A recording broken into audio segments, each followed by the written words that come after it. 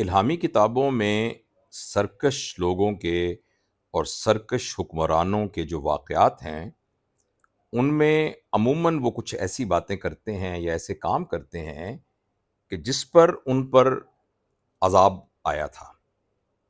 کئیوں پر پتھر برسائے گئے، کئیوں پر پرندے چونچ کے اندر پتھر لے کر آئے، اور کئیوں کو زلزلوں نے تباہ کر دیا، کئیوں کو چیخ کی آواز سنائی دی اور اس کی وجہ سے وہ تباہ ہو گئے۔ اور جب آپ دیکھتے ہیں کہ انہوں نے کیا سرکشی کی، تو وہ سرکشی اسی طرح کی تھی کہ انہوں نے اپنے آپ کو خدا سمجھنا شروع کر دیا اور یہ کہنا شروع کر دیا کہ ہمارے ہاتھ میں آپ کی موت ہے اور ہمارے ہاتھ میں آپ کی زندگی ہے، ہم جب چاہیں گے زندہ کریں گے، جب چاہیں گے ماریں گے۔ تو اللہ کا عذاب آ گیا۔